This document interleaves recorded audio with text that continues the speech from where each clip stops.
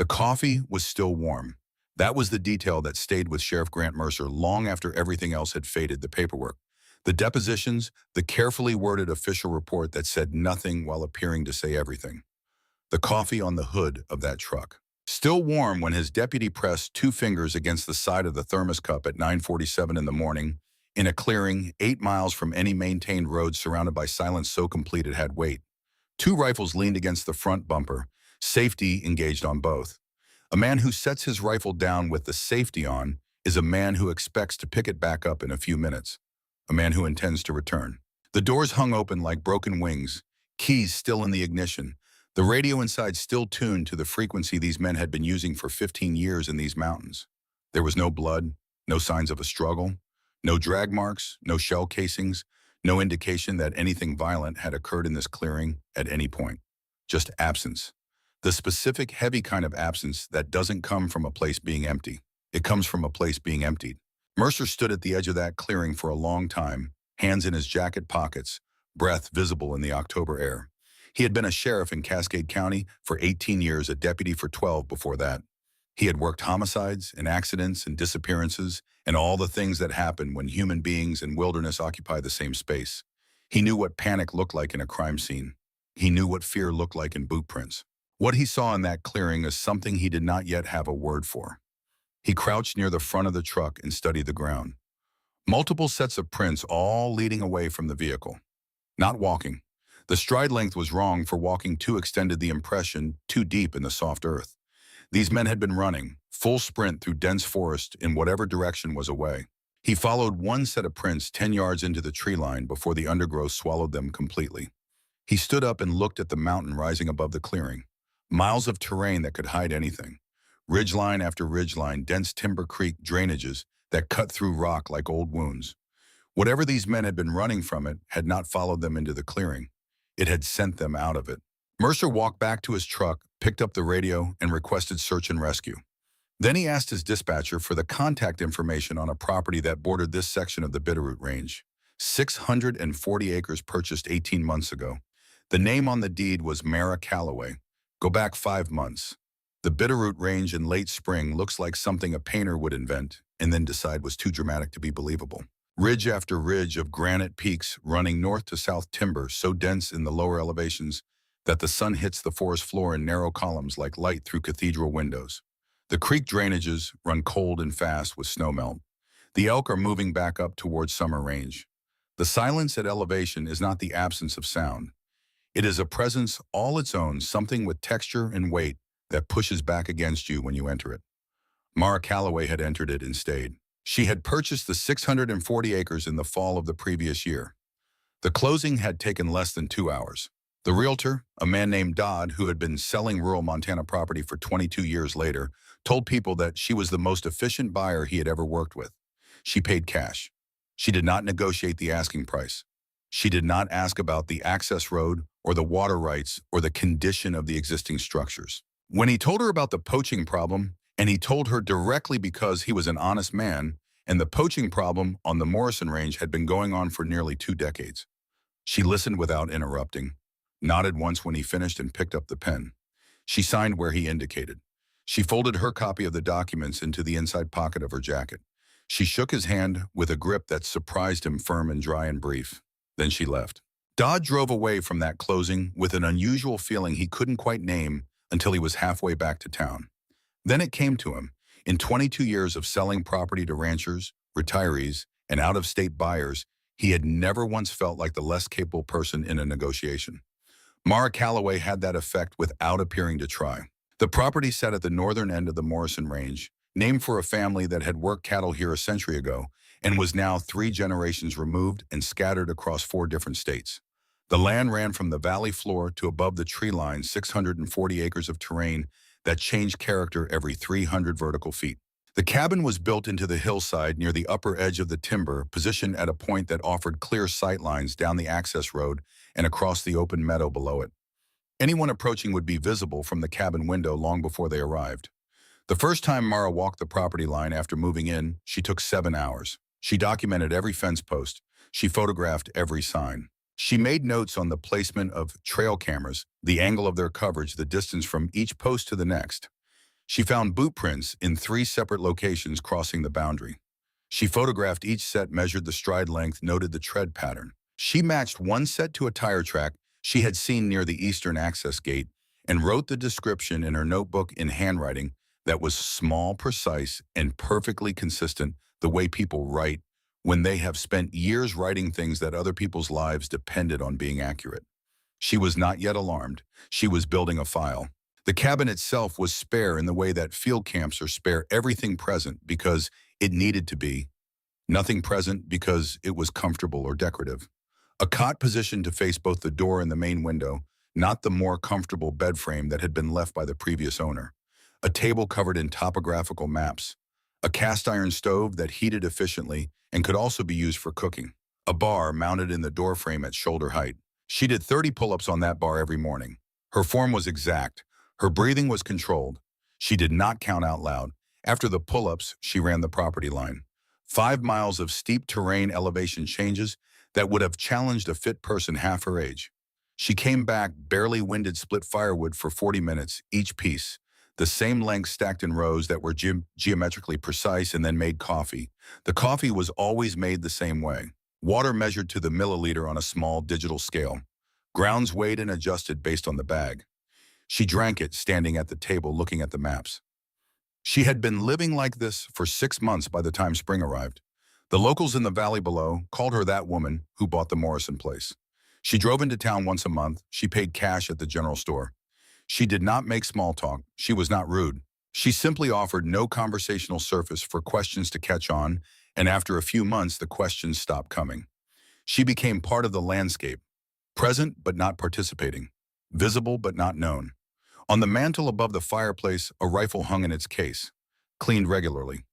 Never used for hunting, though the property had more game on it than any comparable parcel in the county. A small digital scale sat on the kitchen shelf next to the coffee. A set of topographical maps of the surrounding 40 square miles were marked in pencil elevations, circled sight lines drawn in faint geometric lines from specific high points down to specific positions in the terrain below. And on the shelf above the fireplace, resting against the stone wall where the warmth reached it first in the morning, a pair of military dog tags on a worn chain. Silver gone dull at the edges. The name stamped into the metal was not hers. Master Sergeant Randall Calloway, U.S. Army Special Forces. Beside the dog tags, face down, a photograph. She did not turn it over, not yet. Her father had been dead for 25 years. Randall Calloway was 49 when he died, which meant he had been alive for exactly 21 years of Mara's life. Long enough to matter, long enough to leave something behind that outlasted him in ways that neither of them could have fully understood when he was still present to pass it on. He had been a Special Forces sniper, the kind of soldier whose actual record was a patchwork of classified operations and careful omissions in official documents. Somalia in 1993, the Balkans through the middle of the decade. Places and years that he spoke about in fragments late at night when the lights were low and something in his posture shifted from father to something older and more careful. He had served through the final cold years of a long standoff and the first hot years of several smaller conflicts, accumulating a career's worth of confirmed kills and a set of skills that the Army had spent years building inside him and that he had spent years making entirely his own. What he passed to his daughter was not nostalgia. It was not a collection of war stories told to impress a child. What Randall Calloway passed to Mara in the years before his death was a way of understanding the world in terms of angles and distance and wind and patience. He had notebooks, dozens of them, small and weathered, filled with the kind of handwriting that compresses everything to its essential form. Range tables, wind correction factors, diagrams of terrain features, and the sight lines they created or disrupted. Notes on how animals move before a storm, how shadows shift through the afternoon at different latitudes, how a man's breathing pattern changes when he knows he is being watched even before he consciously registers it. She had read those notebooks so many times that certain pages had softened at the edges from handling. He died when she was 21, fast enough that the circumstances of his death had the quality of an interruption rather than an ending. He had been sick for less than 4 months. There had not been enough time for everything he still wanted to say. But there was one cassette tape, a small one, the kind that fit in a jacket pocket. Label written in his handwriting with a characteristic economy of words for Mara when it matters. She had carried it for 25 years without playing it. The morning she found the third set of boot prints crossing her eastern boundary, She went back to the cabin and opened the bottom drawer of the dresser beside her cot. The cassette player was there, battered and functional batteries replaced once a year whether it needed them or not. She sat down on the cot with the cassette in her hand for a moment. Outside, the morning light was moving through the pines in that particular way it had in early June, slow and golden and indifferent to everything happening beneath it. Then she put the tape in the player and pressed play. The recording quality was poor. There was background noise that might have been wind or the ventilation system in a military facility or just the accumulated degradation of 25 years. Her father's voice came through it clearly anyway. It was lower than she remembered, and there was something in the cadence that she recognized from the notebooks, precise, unhurried like a man who had decided exactly what needed to be said and saw no reason to say anything else. You hold the line, Mara. You don't cross it unless there's no other choice. But you hold it. Whatever you're protecting, the people, the ground, the thing worth protecting, you make it real by making the line real. A boundary that isn't enforced isn't a boundary. It's just a suggestion, and suggestions don't protect anything. There was a pause, the wind noise behind his voice. You'll know when it matters. You always know. The tape ended. She sat with it for a while, not thinking in words, just letting the voice settle into the same register as all the other things he had left her. Then she put the player back in the drawer. She picked up her notebook and wrote the date at the top of a new page. Below it, in the same small, careful handwriting she had learned from him day one. First documented violation. 3 sets of tracks, eastern boundary 0600 hours. She opened the lock case under the cot and checked the trail cameras' battery levels on her laptop. All functional, all recording.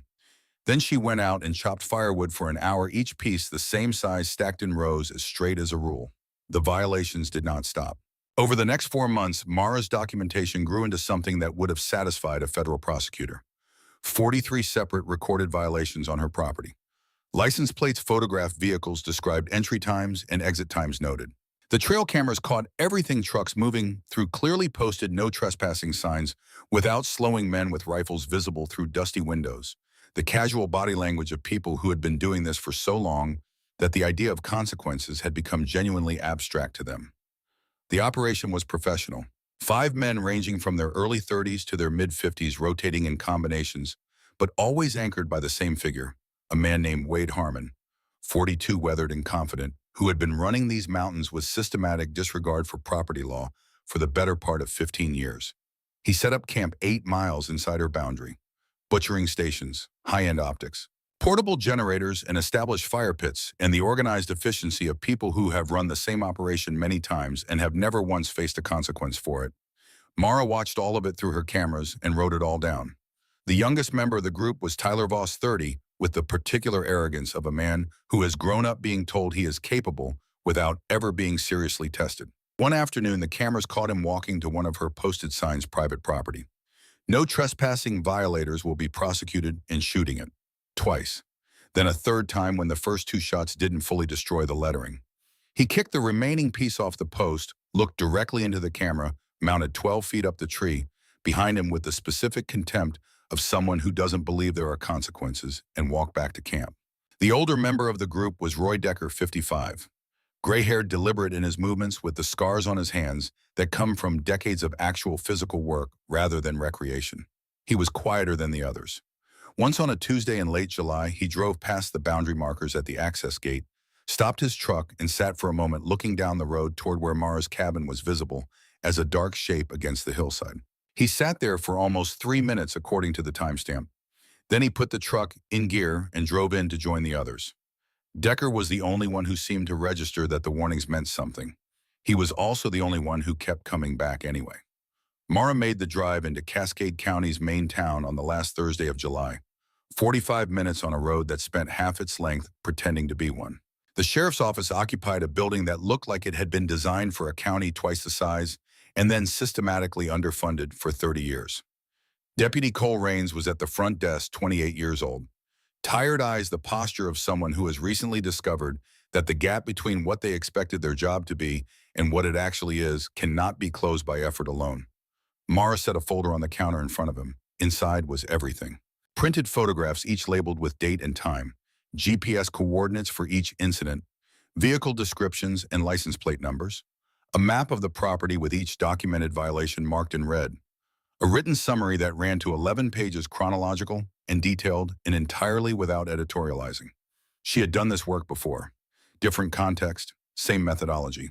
Rains looked at the folder the way people look at things that require them to have more capacity than they currently possess. He asked for her name. She gave it. He asked for context, and she explained she was the property owner. These men had been trespassing for 4 months. She had documentation of 43 separate incidents, and she wanted to file a formal complaint. He typed while she talked. When she finished, he looked up at her with the expression of a man already composing his apology. It was a big county, he explained. 2 deputies covering 2,400 square miles of mostly vertical terrain. Response times to her elevation were 4 to 6 hours minimum, assuming the roads were passable, and the weather had decided to cooperate. For a trespassing matter, priority was going to be low. She asked him to complete the sentence. He didn't. He said the sheriff could probably send someone up the following week. Maybe. She picked up her copy of the documentation and thanked him for his time. She meant it without warmth, the way someone means a thing that is formally true. At the door, she stopped. Rains at his computer ran her name through the system out of routine habit more than any particular suspicion. He got what the system had on her: an address in Virginia Beach, an employment history that listed the Department of Defense with all details redacted, and a vehicle registration. Nothing flagged, nothing concerning. What the system did not have, and what Rains had no mechanism to request, was anything that actually described who Mara Calloway was or what she had spent 12 years doing. That information existed in files that required federal clearance he did not have in a classification tier that local law enforcement in Montana had no practical access to. He closed the search window and went back to his other work. The community bulletin board beside the front door of the sheriff's office was covered in the ordinary documentation of a small county's public life: yard sales, a lost dog, a community meeting about road maintenance, a church potluck, business cards for various services overlapping each other at the edges, and near the bottom right corner, a missing person notice. The paper was slightly yellowed, not freshly posted. The photograph showed a man in his mid-50s with a solid build and a smile that belonged to someone who had recently retired and was still getting used to having time for things like hiking. He was wearing a rain jacket, standing against what looked like a trailhead marker. The text beneath the photograph read, Gerald Pritchard, age 56, last seen October 14th, 2021, Sentinel Range Trailhead. If you have any information, please contact Cascade County Sheriff's Office. 3 years. Missing for 3 years with no resolution. Mara stopped in front of that notice for a long time. Long enough that a woman coming in to pay a parking fine had to step around her, and long enough that Rains, who happened to glance up from his desk, noticed her standing there and thought nothing particular of it. She looked at the photograph of Gerald Pritchard. Then she looked down at the folder she was carrying at the edge of the topmost document, visible above the folder's lip. The name Wade Harmon printed there in her own handwriting, the same careful small script she had learned from her father's notebooks. Her expression changed, not dramatically. It was a small shift in a face that was practiced at revealing nothing. Something in the set of her eyes. The particular stillness that comes not from surprise but from recognition, from a pattern that has just resolved into a shape you already knew but hadn't yet named. She stood with that knowledge for a moment, alone with it, in the narrow hallway of an underfunded sheriff's office in a small Montana town with 30 years of institutional indifference to what happened on her mountain standing behind her, and the clear, cold shape of what she now understood standing in front of her. Then she pushed through the door and walked to her truck. She drove home in silence. 45 minutes of dirt road and climbing elevation, the valley dropping away behind her and the mountain rising ahead. She parked at the cabin, got out, stood for a moment in the open air with the sound of the creek below and the wind in the high timber and the complete absence of anything that resembled urgency. Then she went inside and made coffee. She weighed the grounds. She measured the water. She stood at the table with the cup and looked at the map spread across it, at the red pins marking 43 documented violations, at the clear geometry of the terrain and the access routes and the positions of the cameras. She looked at the BAI tags on the mantel, at the photograph still face down beside them. She opened the bottom drawer, looked at the cassette player inside it. She did not take it out. She had already heard what it had to tell her. She sat down at the table and opened her notebook to the current page. At the bottom of the latest entry, below the date and the violation count and the notes on vehicle descriptions and entry times, she wrote a single line in her father's handwriting. Style small, precise, nothing wasted. Day 93. All formal channels exhausted. Then she closed the notebook and looked out the window at the mountain that belonged to her and the fence line that marked its edges, and the signs she had posted at 50-yard intervals that nobody had chosen to take seriously. Her coffee cooled on the table beside the maps. Outside, the afternoon light was changing, moving toward the long shadows of evening, moving toward the particular darkness of a mountain that had kept its secrets for a long time and had room for more. She did not rush. She never rushed. She had learned patience from a man who had spent years behind a rifle at distances where patience was not a virtue but a technical requirement, a mechanical input as precise and necessary as trigger pressure and breath control. She had spent 12 years making that patience her own, adding to it the specific structural discipline of someone who had operated at levels where impatience got people killed. She had all the time she needed. She just needed 54 more days. The camera footage from day 147 would later be reviewed by the county sheriff, the state police, and a detective with 20 years of investigative experience. All three would watch it multiple times. All three would note the same details: the timestamp, the GPS coordinates, the audio quality, the faces clearly visible in the frame. None of them would find anything in it they could use. What the footage showed was simple. At 11:43 in the evening, three trucks rolled down the access road and stopped 40 yards from Mara Calloway's cabin. The headlights swept across the front windows. Voices recorded clearly on the audio track called out from the darkness. A can of spray paint hissed against the wall of her shed. A beam of light found the cabin windows and held there, moving slowly back and forth. Let's see if the woman comes out. Inside the cabin, in the darkness behind closed curtains, a figure sat motionless at the table. The lights swept across the walls through the gap at the curtain's edge. The voices rose and fell. Engines revved in the clearing, the sound of men who had done this kind of thing before, this specific performance of dominance over someone they had already decided could not respond to it. They were there for 22 minutes. Then they left, engines loud in the night air, headlights sweeping back up the access road and disappearing into the trees. The figure at the table did not move until the sound was completely gone. Then Mara Calloway stood up, walked to the door, and stepped outside into the cold air. She documented the damage methodically. Photographs from multiple angles. Measurements. Notes in her notebook, the handwriting as steady and precise as it always was, as if the hour and the cold and the particular ugliness of what had just been done to her property introduced no variable into the hand that held the pen. When she was finished, she went back inside. She opened the locked case under the cot. Inside it, nested in foam that had held them through years of travel, she no longer described to anyone, were the tools of work she had told herself was finished. Night vision monocular. Range-finding binoculars. A tactical vest worn at the shoulder seams with a patch near the chest pocket that had been through too many field washes to be fully legible anymore. The shape of the insignia was still clear, though. The shape was unmistakable to anyone who knew what they were looking at. A seal trident, faded but present. She laid the vest on the cot. She spread the topographical maps across the table and began marking them with a protractor, calculating angles from the high points on the ridgeline above, measuring distances to the terrain features below. She worked with the focused quiet of someone for whom this type of calculation was not effort, but language. The native tongue of a mind that had been trained to read the physical world as a system of angles and distances and sight lines and consequences. She worked until the first gray light showed at the window. Then she sat down at her notebook and wrote the final entry on the page. Day 147, all warnings exhausted. Proceeding. She set her watch alarm for 4 in the morning. Then she sat in the quiet cabin and waited, the photograph still face down on the mantel, the dog tags catching the last of the lamplight, the mountain outside still and cold and full of everything it was about to be asked to hold. The alarm went off at 4 in the morning. Mara was already awake. She had been awake for most of the night, sitting at the table with the maps and the lamplight and the specific interior quiet of someone who has made a decision and is no longer in conflict about it. There is a kind of peace that comes not from resolution, but from commitment, from the moment when all the weighing is finished and what remains is only execution. She had lived inside that state for years in conditions that would have made the current situation seem almost manageable. She recognized it the way you recognize an old room you haven't been in for a while. The proportions are familiar. The light falls the same way.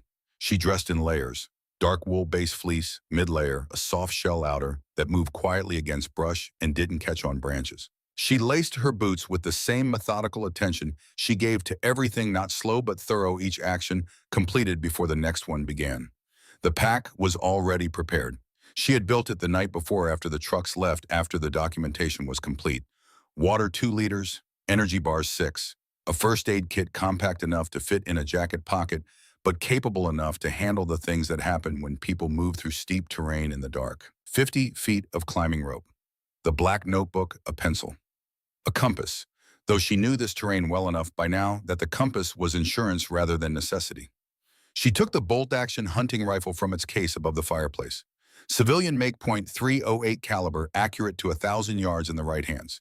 She checked the action, checked the chamber, loaded 5 rounds, and seated one. The way she handled the rifle told its own story, each movement a single fluid unit. No wasted motion, the muscle memory of 10,000 repetitions expressing itself as unconscious competence.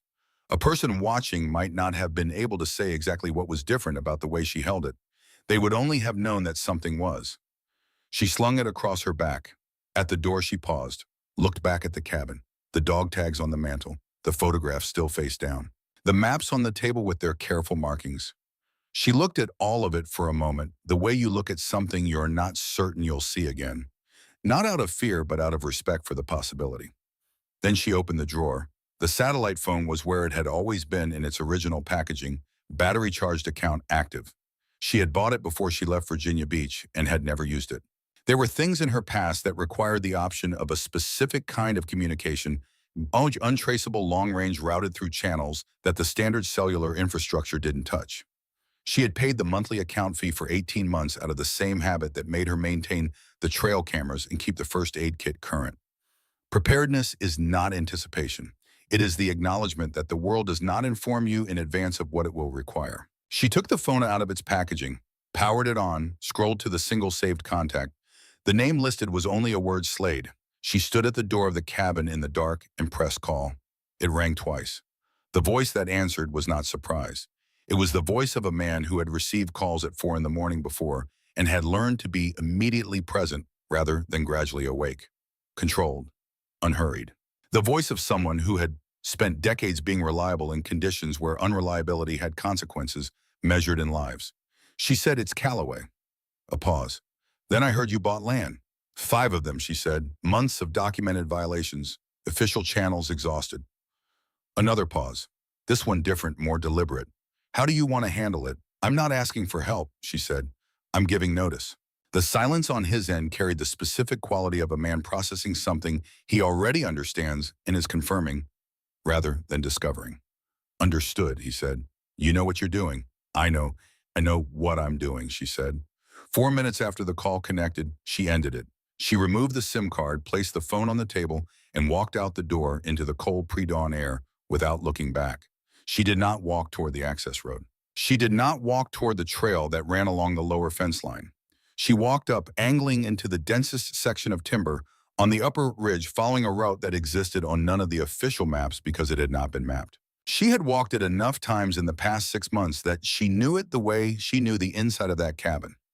Not as a memorized sequence of waypoints, but as a physical familiarity, a felt knowledge that lived below the level of conscious thought and expressed itself as simply knowing where to put your feet. The darkness absorbed her. The mountain did not. She was not hiding from the mountain, she was using it. The first thing you need to understand about Yemen in December of 2017 is that it was not supposed to be Yemen. The mission had originated 6 days earlier in the Kunar province of Afghanistan, where a surveillance asset had tracked the movement of a group responsible for the capture of 12 aid workers. The group had moved crossing 2 borders with the ease of people who had spent years learning exactly how porous those borders were, and by the time the intelligence was actionable, the hostages were being held in a compound outside a city that was officially not at war and practically not at peace with anyone. The authorization chain moved fast. It moved fast because 12 people were going to die if it didn't, and because the particular unit being tasked with the mission had a record that made speed feel like the responsible choice. Mara Callaway was 39 at the time. She had been in the teams for nearly 14 years, the last 3 of them paired with the same spotter. Her confirmed kill count was 22, each one documented through channels that would never appear in any public record. Her spotter was Staff Sergeant Dana Whitmore, who had been calling wind corrections for Mara since they first worked together in the Helmand Valley in the summer of 2015, and had immediately understood that what she was working with was something that came along rarely enough to be treated as a responsibility rather than a convenience. Dana Whitmore was 31 years old. She was from outside Bozeman, Montana. She had a younger brother who worked on a ranch and a mother who called every Sunday without exception, and a laugh that was disproportionately loud for someone so consistently measured in every other way. She had spent 3 years as Mara's eyes in conditions that required both of them to function as a single organism. One set of eyes at the scope, one set of eyes at the spotting glass, two voices that had compressed thousands of hours of communication into a shared shorthand that was faster than language. The compound was 200 meters across. There were 11 armed personnel visible on initial observation. By the time Mara was in position, the count had changed. 7 remained active in the outer perimeter. The other 4 had moved inside toward the building where the hostages were being held. Dana's voice in the earpiece was what it always was. Steady, exact. Wind 6 miles per hour from the northwest. Range 1,400 meters. First target is stationary. Second is moving left to right, slow. The sandstorm had started 20 minutes earlier. Not a full storm, not the kind that shuts visibility to zero, but enough to alter wind patterns at range in ways that made calculation a moving target. The kind of conditions where most operators would declare the shot unsuitable and wait. Mara had learned from a man who believed that waiting had its own costs, that there was a category of decision where the risk of inaction was higher than the risk of imperfect action, and that the only antidote to imperfect conditions was preparation so thorough that imperfect conditions still yielded acceptable results. She took 7 shots in 89 seconds. All 7 found their mark. The extraction team moved in immediately. 12 hostages came out of that compound alive, some of them walking, some of them, not all of them, past the worst of what had been intended for them. The radio crackled with the kind of communication that happens after a mission goes right-clipped professional, but carrying underneath it the particular relief of people who had prepared for failure and been given success instead. Then the extraction route. Mara had assigned the formation. She had done it in the 40 seconds between the last shot and the team's movement to the breach point, calculating the fastest path to the extraction vehicle against the terrain features and the location of the 4 armed personnel who had gone inside before the engagement and whose status was now unknown. She had designated Dana to walk point on the secondary route, the route that added 60 seconds to the extraction, but avoided the open ground where the unknown 4 might have repositioned. She had made the calculation and delivered the order in the same breath, and she had been right about the math and wrong about something the math could not account for. Dana Whitmore walked point on that secondary route for 40 meters before the IED went off. There was nothing slow about it. There was no interval between one moment and the next in which anything could have been different. Dana was present, and then she was not. The concussion wave hit Mara's position 15 meters back. The earpiece delivered silence where a voice had been. The remaining team members completed the extraction. The hostages reached the vehicle. The vehicle reached the pickup zone.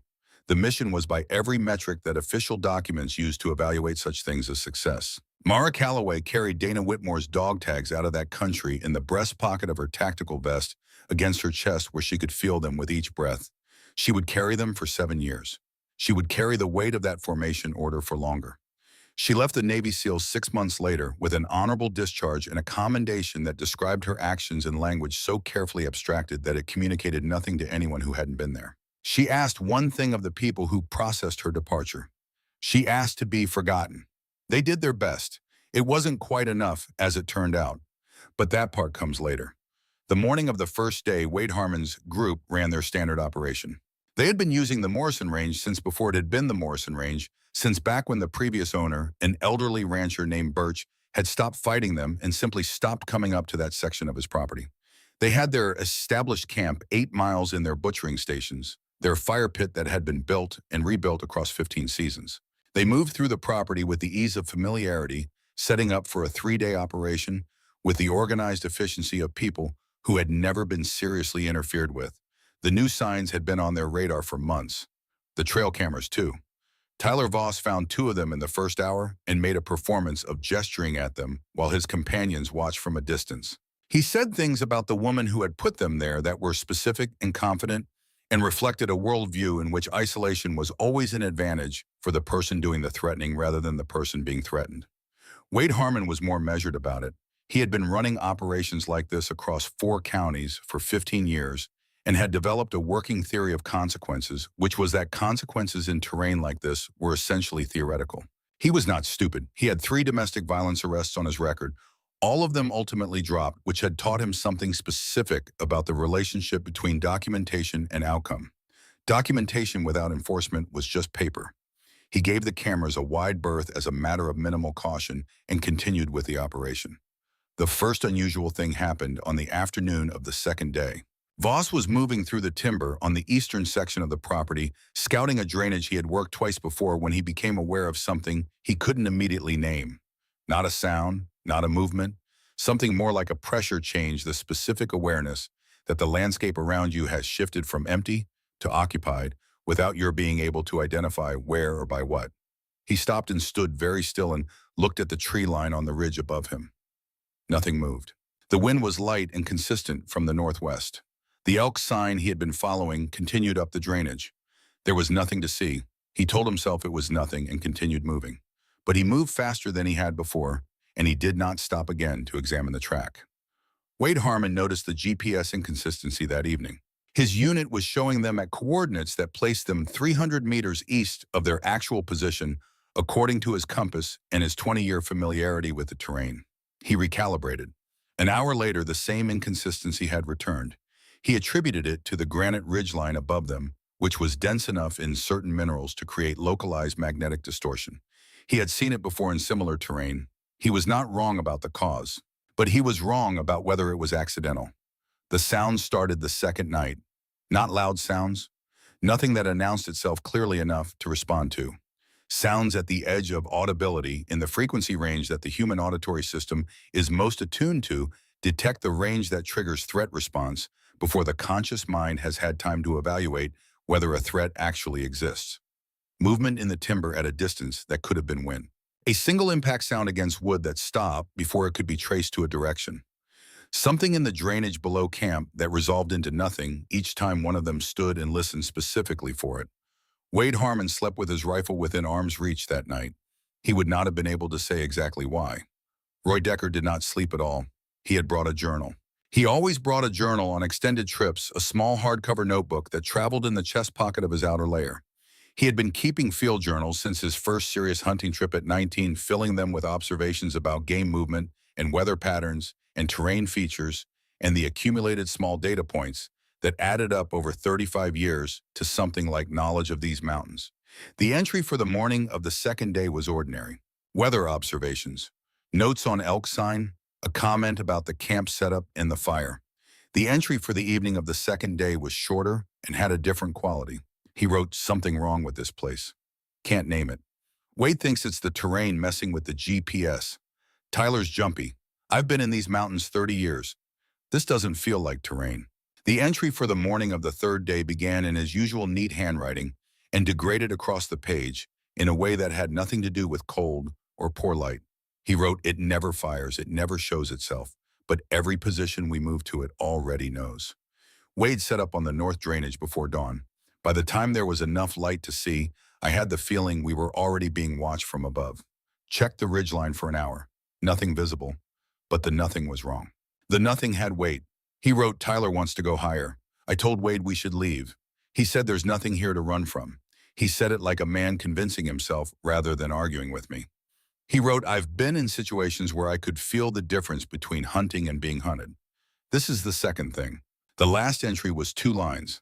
The handwriting compressed and deteriorating in a way that reflected the state of the hand producing it. "It always knows where we're going before we do. Wade won't hear it. I'm leaving alone." Roy Decker tore the last page out of the journal, folded it into his chest pocket, and began moving away from camp at a compass bearing that aimed him northeast away from the Morrison property line, away from the mountains that had stopped feeling like familiar ground and started feeling like something else entirely. He moved fast for a 55-year-old man who had spent the night without sleep. He moved with the specific urgency of someone who has made a decision and is no longer second-guessing it. The 2 others men who had followed Harmon for years without ever developing the instinct to question him broke east when the darkness became something they could no longer explain to each other. They ran together for a while.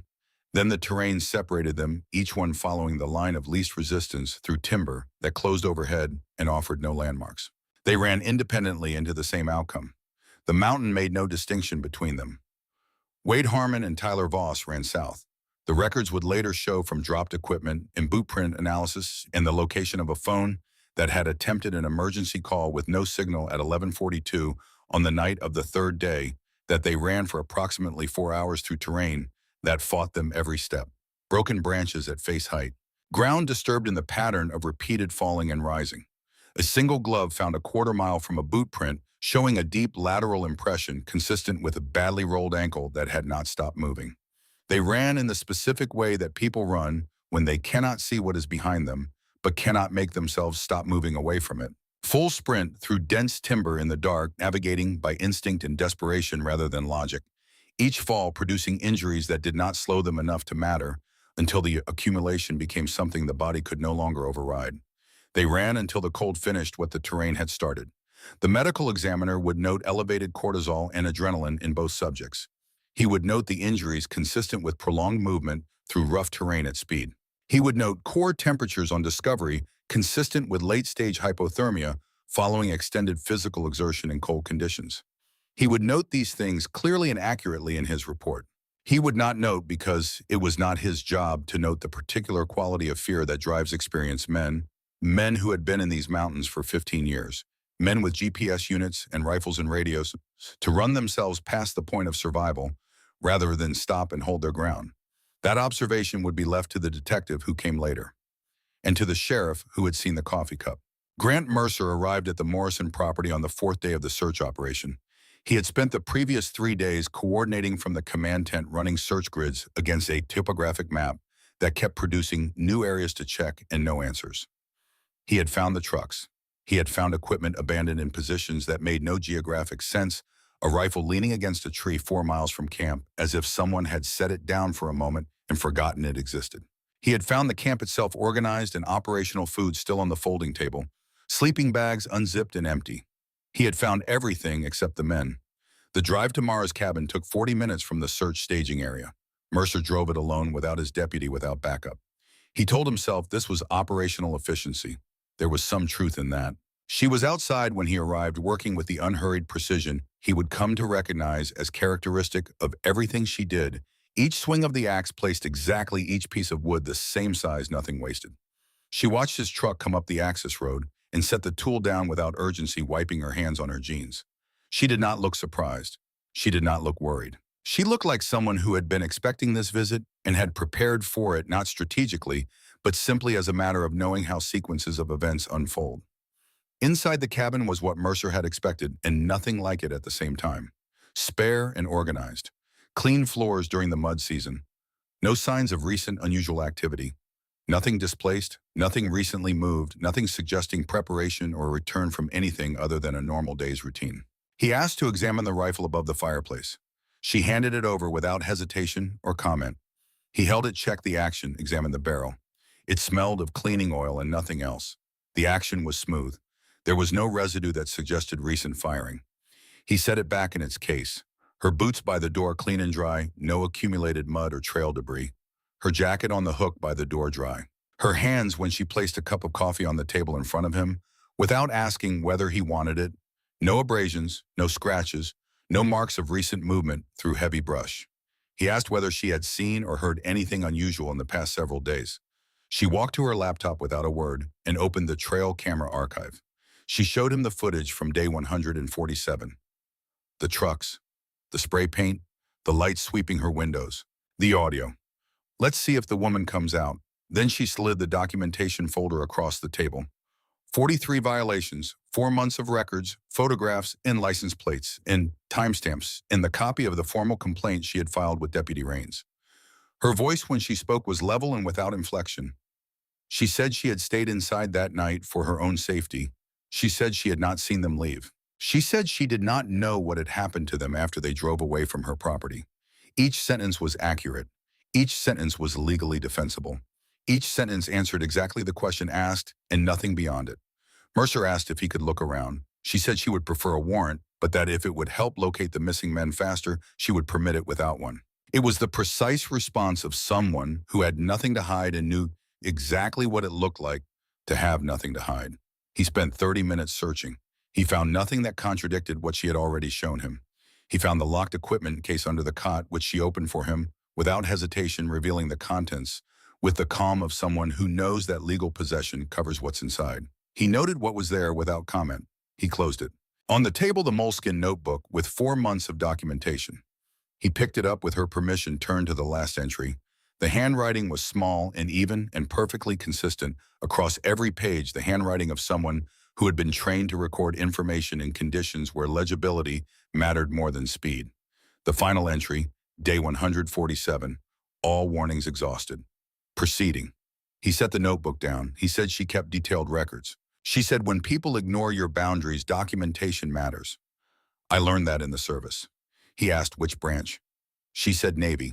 He asked what she had done. She said my job.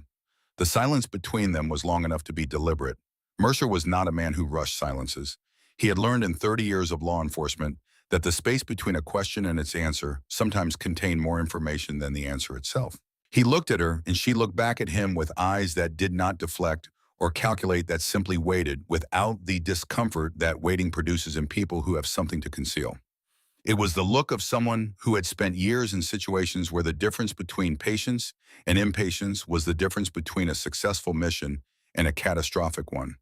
He thanked her for her cooperation. He told her to contact him if she saw or heard anything relevant to the search. She said she would. He walked back to his truck. Behind him from inside the cabin, no sound.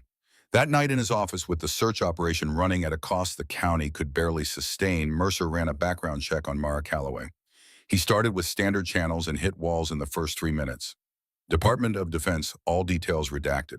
Employment history, a gap from 2000 to 2018 with nothing on record except a Virginia Beach address and a series of short-term residential registrations in locations that clustered around military installations.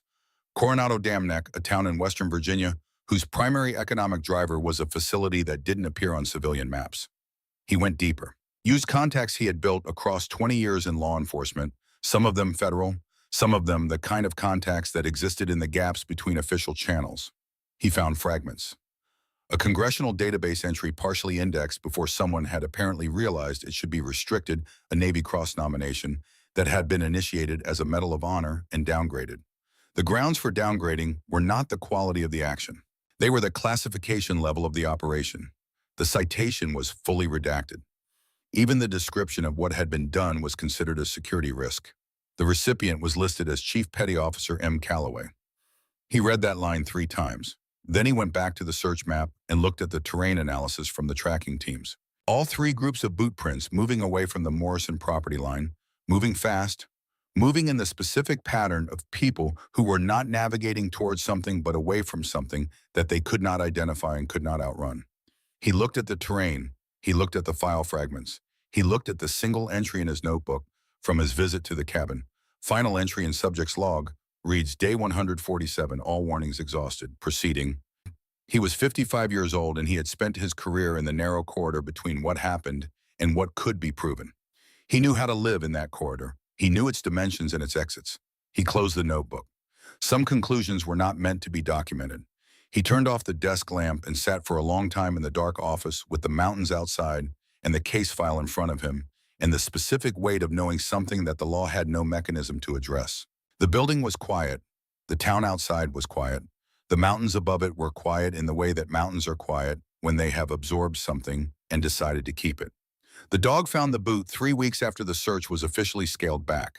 Ranger Beth Holt had been working the Sentinel Range Fire Survey for 2 days, marking dead timber in the adjacent national forest, moving through terrain that had been designated low priority during the active search because it sat 5 miles from the Morrison property line, and the search logic had prioritized closer ground first.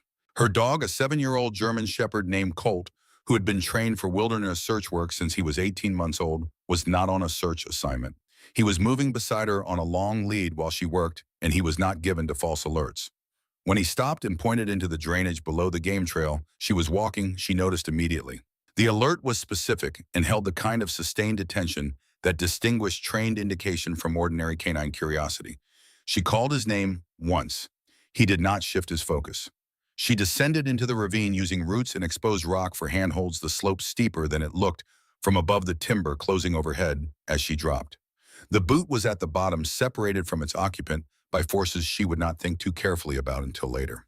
20 feet further, caught in the branches of a downed spruce, a backpack.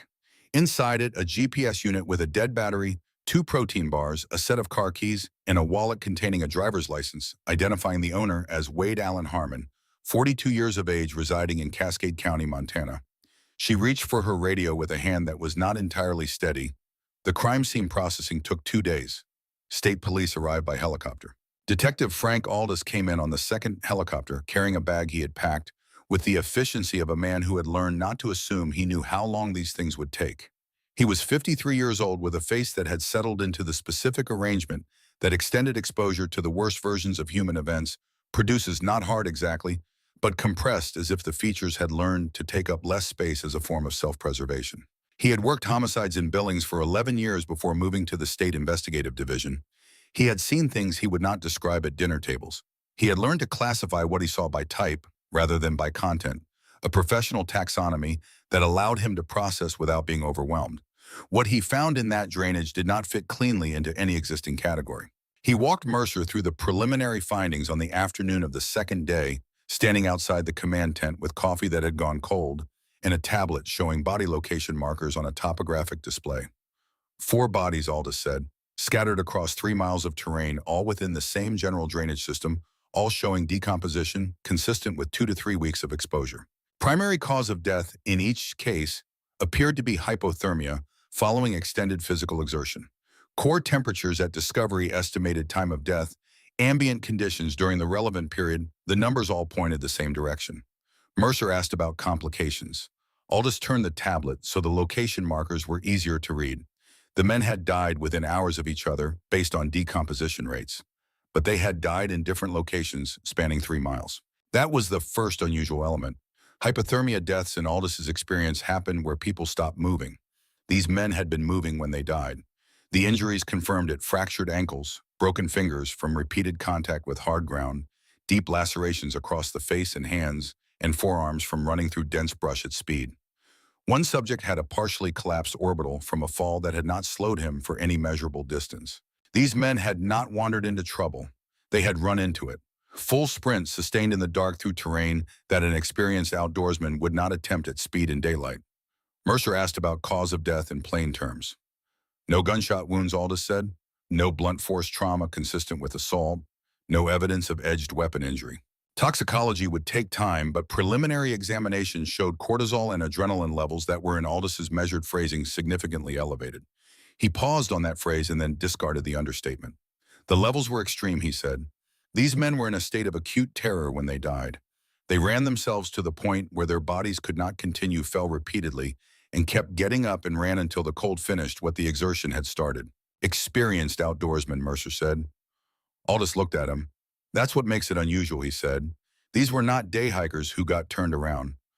Wade Harmon had been hunting this range for 15 years. Roy Decker had 30 years of backcountry experience in this specific terrain. These were people who knew how to survive in conditions like these. They had the equipment and the knowledge and the physical capability. What they did not have, apparently, was the ability to stop running. He looked at the location markers on his tablet.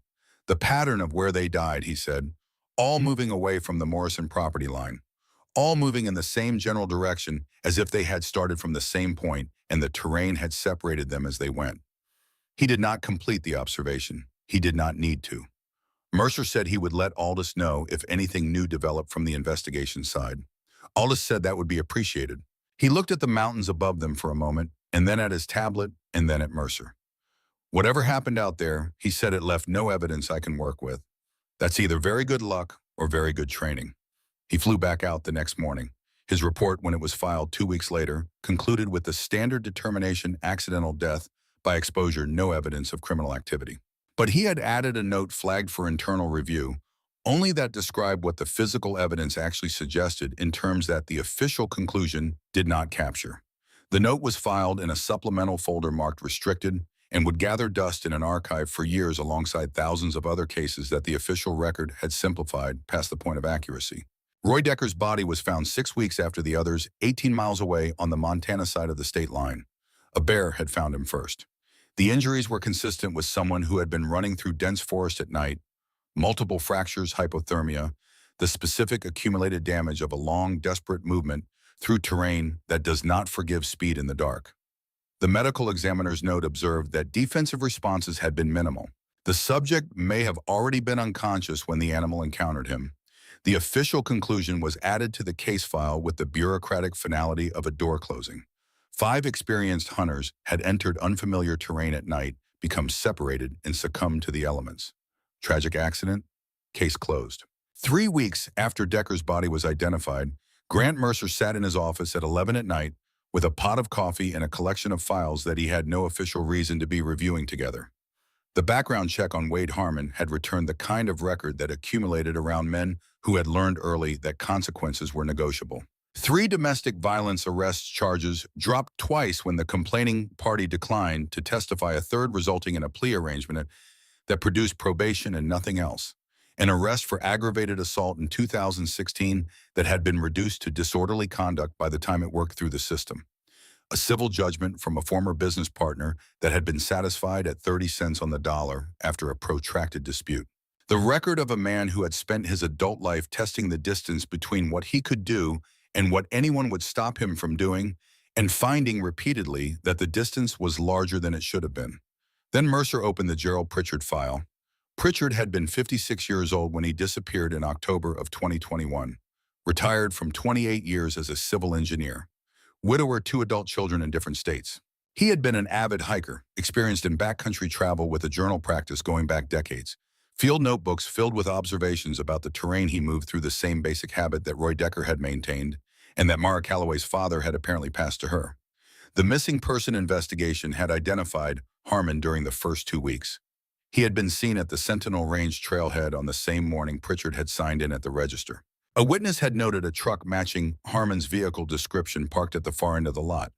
The investigator at the time had interviewed Harmon, who had an explanation and a partial alibi, in a manner that suggested he had given it explanations to law enforcement before, and found the experience manageable. Without physical evidence or a witness willing to testify to anything specific, the investigation had stalled. Pritchard was eventually reclassified as a missing person presumed deceased by natural causes. The file had sat in the archive for 3 years, occasionally reviewed when a hiker's remains turned up in the region, and each time returned to the shelf without new conclusions. Mercer pulled the inventory from the search of Harmon's abandoned truck. The inventory was 3 pages. He read through it twice. On the second pass, he found what he was looking for listed between a topographic map and a spare battery pack. 1 small hardcover notebook, brown cover, no identifying marks on the exterior. The notebook had been log-bagged and stored as property without further examination because it appeared to belong to Harmon, and the initial search was focused on locating missing persons rather than building a case. Mercer requested it from the evidence room. He opened it at his desk. The handwriting inside was not Harmon's. Mercer had seen enough of Harmon's paperwork through the investigation to know the man's handwriting, blocky and patient, the script of someone who wrote as little as possible and viewed the act of writing as an obstacle rather than a tool. What was in this notebook was different. Precise, consistent, the handwriting of an engineer or a scientist, someone who recorded observations as a professional practice. The entries were dated, covering a period of 3 years. They described terrain features, game sign, weather patterns, creek levels across seasons. They were the journals of someone who had been moving through the Sentinel Range regularly for years and paying close attention to everything he encountered. The name on the inside front cover, written in the same careful hand, Gerald Pritchard. Mercer set the notebook down on his desk and sat very still for a moment. Then he thought about a woman standing in the hallway of his sheriff's office at the end of July, looking at a missing person notice on a bulletin board, standing long enough to be noticed, long enough to read every word on the poster, long enough to look at the photograph and then look at the folder in her hands with the name Wade Harmon written at the top in her own careful script. She had known, not suspected known. She had been filing documentation on Harmon for 4 months by the time she saw that poster, which meant she had been accumulating information on him across the same period when the Pritchard investigation had stalled and gone cold. She had put 2 things together in that hallway and understood what the connection meant. She had walked out of his office and driven back up the mountain and written in her notebook, Day 93, all formal channels exhausted. Mercer looked at the Pritchard notebook on his desk. Then he looked at the Harmon file. Then he looked at the window through which the mountains were invisible in the dark but entirely present. He had been a sheriff for 18 years and a deputy for 12 before that. In that time, he had learned to distinguish between the law and justice not as abstract concepts, but as practical realities that occasionally occupied the same space and more often did not. He had made his peace with that gap early in his career because the alternative was a kind of persistent anguish that made the job impossible. You worked within what the law permitted. You closed what you could close. You filed what needed filing. But there were cases that lived outside that framework, not because the law was wrong, but because the facts were arranged in ways that the law could not reach. Cases where the truth was completely visible and completely unprovable. Cases where the person who had done what needed doing had done it in ways that left the official record pointing at nothing but empty sky. He had been avoiding naming what he knew for 3 weeks. He named it now alone in his office at 11:30 at night, with the Pritchard notebook on his desk and the cold coffee at his elbow and the mountains outside holding their silence with characteristic indifference. Mara Calloway had gone into those mountains on the morning of day 147 and had done what she had been trained to do.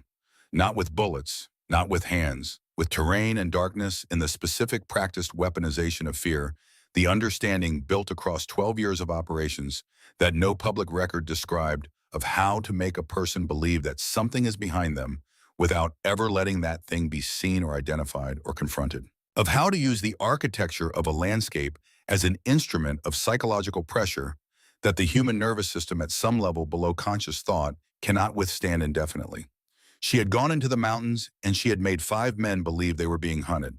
And then she had come home, cleaned the graffiti off her shed, and made coffee.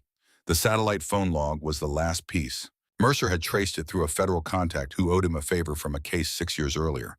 Not official channels, not anything that would appear in a report, just a phone call and a name, and a follow-up that was promptly deleted afterward. The number Mara had called from that phone at 4 in the morning on the day she entered the mountains was registered to a contractor entity incorporated in Northern Virginia, the kind of corporate shell that exists specifically to route communications for people whose actual institutional affiliation is not public information. The contractor entity connected through 3 degrees of documented association to the Naval Special Warfare Command administrative structure. The name attached to the account through a chain that Mercer had no legitimate authority to follow, but had followed anyway, was Commander Elias Irwin. Currently serving in a capacity listed in his accessible service record only as Special Programs Naval Intelligence. Previously Commanding Officer SEAL Team 3 from 2014 through 2019. The years of Mara Calloway's active service. Mercer sat with that information for a long time. The 4-minute call at 4 in the morning. The single contact saved in the phone. The way the call had been made, not in the aftermath, not as a request for guidance or extraction or assistance, but before. At 4 in the morning on the day she went up. Given notice, she had said, not asking for help. She had filed an operational report, following a protocol that had been built into her at a level so deep that leaving the service had not removed it, only made it dormant. The military had trained her to operate, and part of operating was accountability to a chain of command, and she had honored that accountability in the only form still available to her, a 4-minute call to the man who had once been at the top of her chain, telling him what she was about to do, and giving him the option to countermand it. He had not countermanded it. Mercer understood then completely what he was looking at. Not a civilian acting out of anger or desperation. Not a vigilante making decisions in the heat of provocation. What he was looking at was a trained operational asset executing within a personal framework of accountability that had more rigor and more discipline than most of the official processes available to her had demonstrated. She had filed 43 incident reports. She had filed a formal complaint with his office. She had given the system every opportunity to function as it was supposed to function. And when it hadn't, she had not acted immediately. She had waited 54 more days after her last formal report, building her file, exhausting the last theoretical possibility that something official might still happen. Then she had made a 4-minute phone call and gone up the mountain. He drove up to the Morrison property on a Tuesday in early December, a month after the case had been formally closed. The first significant snow of the season had fallen 3 days earlier, enough to make the road work for every mile of elevation. He drove alone. He had not told his deputy where he was going, which was not standard procedure, and which he had decided was acceptable under the circumstances. He heard the truck before she saw it. The sound of chains on snow, working hard against the grade, carried through the timber long before headlights appeared through the trees. She was already on the porch when he pulled into the clearing, the axe left standing upright in the chopping block behind her, the woodpile stacked against the cabin wall in its usual geometry. She did not walk towards him. She waited where she was, hands at her sides, watching him come up the steps with something under his arm, that he carried with a care that communicated something about its contents before she could see what they were. He set the box on the porch table between them and waited while she opened it. The Navy Cross was properly mounted, set against blue velvet, in a presentation case, the citation visible through the glass beneath it. The language was bureaucratic and careful and heavily redacted. But what remained was unambiguous, extraordinary heroism in direct action. Operations actions under fire resulting in the successful extraction of 12 civilian personnel demonstrated valor in the face of enemy forces. The name, rank, and unit designation were present. The specific details of what she had done were not. She looked at it for a long time without touching the case. He said, I know some people, made some calls. Your record was sealed for operational security, but enough time has passed for certain acknowledgments to be made without compromising what needs to stay protected. The Navy keeps track of its decorated personnel even when the decorations are classified. I thought you should have it. Not in a file somewhere. Here. She said I didn't want recognition. He said, I know, but you earned it, and you earned the right to decide what to do with it. Display it, put it back in a drawer. That's your choice, but it should be yours to make. He placed the second item on the table. An envelope, official letterhead, the seal of the Cascade County Fish and Wildlife Commission across the top. She took it and read it carefully, the way she read everything fully, without hurrying, attending to each sentence before moving to the next. The letter thanked her for her presence in Sector 7, 18 months without a single documented poaching incident. The first clean season in that sector in 11 years. Wildlife population recovery measurably underway. Elk herds returning to traditional migration corridors. Predator populations stabilizing. The commission wanted to formally acknowledge her contribution to conservation in the region. She looked up from the letter. Mercer said they're thanking you for drawing a line and making it mean something. They can't say that directly, but that's what the letter says. She set it down beside the presentation case. Then Mercer placed the third item on the table. A single photograph printed from a case file. Gerald Pritchard smiling, standing at a trailhead sign. And beside it, a copy of the first page of Pritchard's journal, the one that had been in Wade Harmon's truck for 3 years, unexamined, unsubmitted, the private record of a man who had gone into these mountains and not come back. He said nothing. He let her look at both items. She looked at them for a long moment. Then she looked at Mercer. He said, I know why you stopped at that bulletin board in July. I know what you understood when you saw his name on your documentation. I know that you knew what Harmon had done before any of this started, and I know that none of that changes anything about what I can or can't do officially. But I wanted you to know that I know. She said the Pritchard family deserves closure. He said, I'm working on that through channels that don't involve you. There's enough in the Harmon background, enough in the truck inventory to open a separate review without connecting it to anything that happened on your property. It will take time, but it will happen. She nodded once. The snow was falling steadily now, the kind of slow, consistent fall that in this terrain meant accumulation rather than event. The mountains above the tree line had disappeared into white. The world had narrowed to the cabin porch and the falling snow, and 2 people sitting in the cold with 3 objects on the table between them. Mercer said the satellite phone. Call logs. She said already handled. He was quiet for a moment. Then he said, I'm going to tell you something that I've never said in the course of any official proceeding and will not say in any official proceeding in the future. What happened on this mountain was not an accident, and it was not random. Those men came here 43 times. They came to your home and threatened you in your own house. They had done it to other people in other places, and nothing had ever stopped them. And one of them had taken a man's life and suffered no consequence for it. He paused. He said, I read the redacted parts of your service record as best I could given what's available. 7 shots in 89 seconds in a sandstorm at 1,400 meters with the targets partially obscured. 12 people came home because of what you did that day, and the country couldn't even acknowledge it publicly. So I want to say it directly to you on this porch with no one else present and nothing being recorded. He looked at her. He said, your father held lines like this one. Different mountains, different terrain, different enemy, but the same principle. He understood that a boundary without consequence isn't a boundary. You understood that too. And you spent nearly 2 decades of your life holding lines that most people never knew existed so that they could live in a country where those lines meant something. He picked up his jacket from the chair. He said, thank you for your service, Chief Petty Officer Calloway. Both times he stood, descended the porch steps, walked to his truck. At the door he stopped and looked back one more time. He said, that phone, make sure, she said, already done. He got in the truck and drove away down the access road. She watched until the taillights disappeared around the bend in the trees. The snow was falling fast enough now that the tire tracks were beginning to soften at the edges. In an hour, they would be covered completely. In 2 hours, there would be no evidence that anyone had come up this road today. The mountain would keep that too. She sat on the porch for a while after the sound of his engine faded. The snow fell around the cabin in the specific silence that snowfall creates, not the absence of sound, but the muffling of it, as if the world had drawn close and quieted itself. The woodpile was stacked against the wall, each piece the same size, the rows tight against the weather. The trail cameras were operational on their posts at the boundary line, invisible from here but present, recording the empty access road and the fence posts and the signs that nobody had touched in months. She picked up the presentation case and carried it inside. The cabin was warm. The stove had been running since morning, and the heat had settled evenly into the space the way heat does in a well-built room. The maps were on the table, the pencil marks unchanged since she had last reviewed them, the red pins in their positions representing violations that were now historical rather than ongoing. The notebook was closed on the shelf above the window. She set the presentation case on the table. Then she looked at the mantel. The dog tags were there where they had always been. Master Sergeant Randall Calloway, worn dull at the edges, the chains showing the specific oxidation of metal that has been handled thousands of times over many years. She had put them on the mantel when she moved in because she needed to see them every day, needed the daily reminder of the man who had taught her that a line you won't hold isn't a line at all. Beside them, the photograph.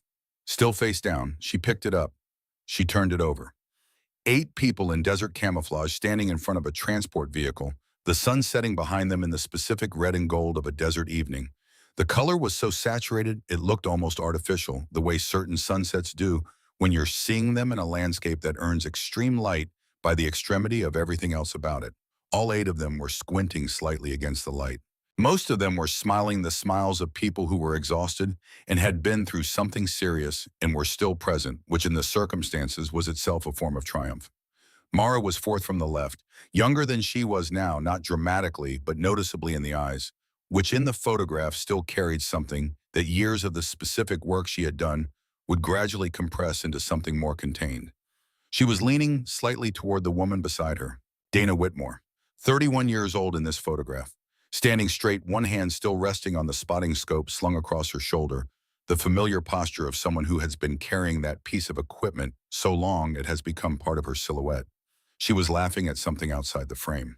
The laugh that everyone who had served with her remembered, large and entirely genuine. The laugh of a woman who had decided that the situation, whatever it was, did not get to take that from her. Mara stood at the mantel for a long time with the photograph in her hands. She thought about a secondary route in Yemen, the sun almost down, the extraction timer running. She thought about the specific calculation of those 40 seconds, the terrain analysis, the threat assessment, the formation assignment. She thought about how correct that assignment had been by every tactical metric available to her in that moment, and how completely those metrics had failed to capture the thing that could not be quantified, the thing that happened without warning in the space between one step and the next on a route that was chosen because it was safer. She had been making that calculation for 7 years. She would make it for the rest of her life. That was the permanent cost, the one that no official document acknowledged and no amount of time erased. It was not guilt exactly. She understood the difference between guilt and grief, had worked that understanding out slowly across years of carrying both. It was simpler than guilt and heavier than most things. It was the knowledge that Dana Whitmore had walked point on that route because Mara had put her there, and that she had put her there because the math was right, and that the math being right had not been enough. She set the photograph upright on the mantel. It was the first time it had faced outwards since she bought this property.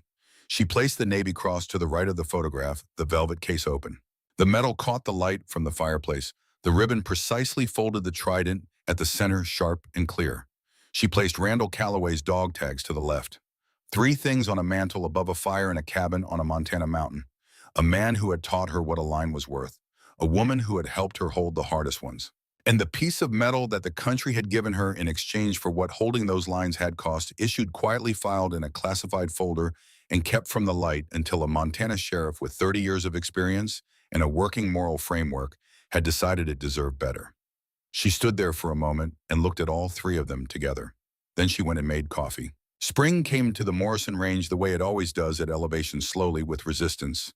the snow retreating in stages and the green emerging in patches that expanded daily until the mountain remembered what it was in the long months between cold. The fence line stood intact. Every post, every sign, every camera unchanged from winter. No damage, no tampering, nothing removed. She walked the boundary line each morning the way she always had, documenting in her notebook, checking the camera batteries, noting the condition of the terrain. The notebook entries had a different quality now. Not the accumulating record of violations, but the quieter log of a property being maintained rather than defended. The boot print record for the previous 6 months was clean. Not reduced, not improved.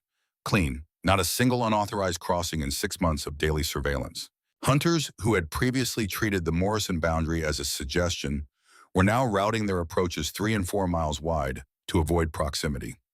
Local guides were directing their clients to different sections of the range without being asked to explain why. The informal understanding that had spread through hunting camps and feed stores and late-night conversations in the county's bars had accomplished what 43 police reports had not. The line was real now. It had been made real by someone willing to make it real. In the forest on the national land adjacent to the property, wildlife biologists were recording something that their datasets had not shown in the previous decade. Elk herds moving on traditional migration corridors that had been abandoned during years of elevated human pressure. A wolf pack reestablishing territory in the northern drainage. Small indicator species returning to creek margins that had been overpressured for years. The land was recovering in the specific way that land recovers when the source of disruption is removed. Not dramatically, not all at once, but consistently day by day in the accumulation of small returns that added up to something measurable across a season.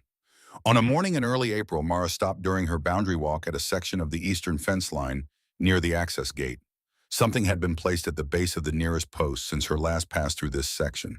A cairn carefully built stable made from stones that had been chosen for fit. Beside it, a piece of weathered wood with words carved into it by a hand that knew how to use a knife boundaries respected. She stood and looked at it for a while. She did not know who had placed it. She had her suspicions, which she kept to herself because they were the kind of suspicion that did not require confirmation to be useful. She photographed it for her records, then she continued her walk. The mountain was waking up. The creek below the cabin was running fast and cold with snowmelt. The first wildflowers were showing in the south-facing meadow, small and determined, pushing through ground that the frost had released reluctantly. A raven pair that had been regular visitors since winter was building a nest in the tall spruce on the eastern ridge, visible from the cabin window in the mornings. Somewhere below the tree line in the open corridor of the lower meadow, an elk cow was moving with 2 yearlings along the path that had brought elk through this terrain for longer than anyone's record of it. She moved without urgency, stopping occasionally to test the air, reading the mountain the way animals read the mountain, through the full sensory register of a creature whose survival depends on accurate interpretation. She found nothing in the air that concerned her. The meadow was safe, the boundary held. The land was being left alone by the things that had not left it alone before, and in the absence of that pressure, life was doing what life does. Returning, reclaiming, rebuilding along the lines that had been there before the disruption and would be there long after the memory of the disruption faded. Mara watched the elk from her porch, coffee in both hands, the early light coming over the ridge in the specific way it came in April, low and golden, and full of the particular quality that comes after a long winter, as if the light itself had been held back and was now releasing all at once. She thought about her father, about the notebooks in the bottom drawer of the dresser, worn soft at the edges from 30 years of handling, about the cassette tape and the voice on it that had told her what she already knew in language that compressed everything essential into its most exact form. You hold the line. She had held it. The elk moved through the lower meadow in the early morning light, unhurried, taking the path that had always been their path, using ground that had been theirs before any human record of it existed and would be theirs long after every human record of it was gone. The fence stood. The signs were legible and intact and bolted to posts that had been checked that morning and would be checked again tomorrow. On a coyote-gnawed post at the property's eastern boundary, the carved words were still clear in the spring light, the grain of the weathered wood holding them against the seasons, boundaries respected. Mara drank her coffee. The mountain held its silence, the particular silence of a place that has absorbed what it has absorbed and settled back into itself, patient and indifferent and permanent in the way that the physical world is permanent, while the things that happen on it are not. The raven called once from the eastern ridge. She did not turn to look. She knew where it was.